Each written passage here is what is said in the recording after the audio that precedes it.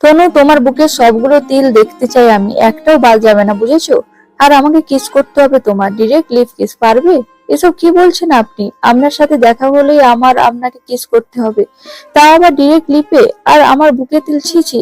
আপনার কি হয়েছে জয়? আপনি তো এমন না। তনু ঘাবড়ে গিয়ে প্রশ্ন করে জয়কে। জয়ের সাথে আজ প্রায় 3.5 মাসের প্রেমের সম্পর্ক ওর। ফেসবুকের মাধ্যমে পরিচয় হয়েছিল ওর জয়ের সাথে। Long distance relationship. জয় ডিফেন্সে চাকরি করে, সেনাবাহিনীর চাকরি। ওর মূল বাসা রংপুরে, চাকরি সূত্রে থাকে যশোর ক্যান্টনমেন্টে। আর তনুর বাসা বগুড়ায়। প্রথম প্রেমের প্রস্তাব জয়ই দিয়েছিল তনুকে। 2-3 দিন ঝুলিয়ে রাখার পরে 17 বছর বয়সী তনুর কেশরী আবেগী মন সায় দেয় জয়কে। তনুর ফেসবুক জগতের বয়স প্রায় 6 মাস, তাই কোনো ছেলের প্রস্তাবে এত সহজে সায় দেওয়া স্বাভাবিক বিষয়। এই 3 মাসের কথাবার্তায় জয় কখনো এ ধরনের কথা বলেনি তরুণকে, বরং সবসময় পড়াশোনার ক্যারিয়ার নিয়ে উপদেশ পরামর্শ দিত। জয়কে খুব আদর্শবান পুরুষ বলে মনে হতো তনুর। জয়ের সাথে তনুর এই সম্পর্কের কথা কেউ জানে না। তনুকে জয় বলেছিল সবে যেহেতু চাকরিতে জয়েন হয়েছে তাই কিছুদিন যাক, এরপর সে তনুকে বিয়ে করে নেবে পরিবারকে বলে। এভাবেই বিয়ের আশ্বাস দিয়েছিল ও। জয় তনুকেও বলেছিল যে এবারে ছুটিতে তনুর সাথে দেখা করতে বগুড়ায় আসবে। এই বিষয়টা নিয়ে তনু ভীষণ উত্তেজিত এবং খুশি ছিল। জয় আসলে ওর বগুড়ায় কোথায় কোথায় ঘুরতে যাবে, কোন রেস্টুরেন্টে খাওয়া দাওয়া করবে, বাসায় কিভাবে ম্যানেজ করবে, সন্ধ্যা 6টার আগেই আবার বাসায় ফিরে আসতে হবে, নয়তো ঝামেলা হবে, এসব প্ল্যানিং করতো তনু। সবকিছু ঠিকঠাকই চলছিল, তবে ইদানিং জয়ের আচরণে কিছুটা পরিবর্তন লক্ষ্য করে তনু। জয় সবসময় এখন এড়াল কথাবার্তা বলে তনুর সাথে। এই যেমন সেদিন অডিও কলে জয় বলছিল, জান আমি যদি তোমার কাছে আসি, তোমাকে টাচ করি, তাহলে তো তুমি কাঁদবা, হার্ট হবা।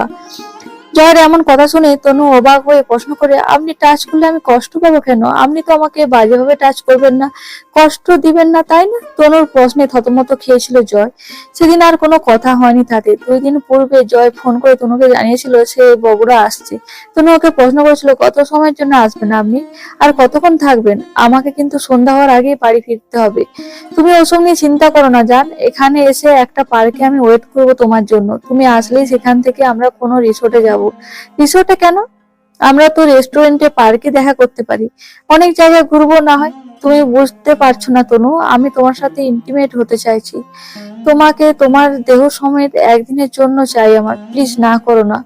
এবারের মতো তোমাকে সম্পূর্ণভাবে দেখতে দাও আমাকে, পরের বার তোমাকে আমার বউ করে নিয়ে যাব। দেখো।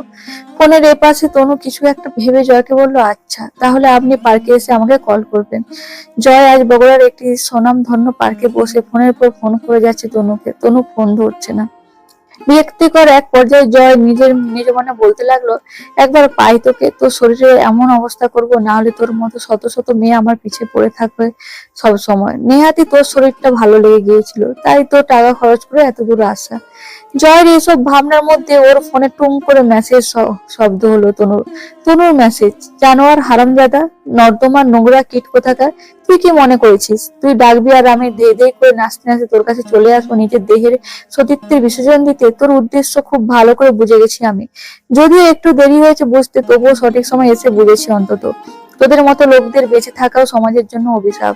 তনু জয়ের সব মোবাইল নাম্বার, ফেসবুক আইডি সব থেকে ব্লক মেরে রাখলো ওকে। নিজেকে নিজে বোঝালো, যা হয়েছে ঠিক হয়েছে, তার ভালোর জন্য হয়েছে। একটা মানুষ রূপী শয়তানের হাত থেকে বেঁচে গেছে সে।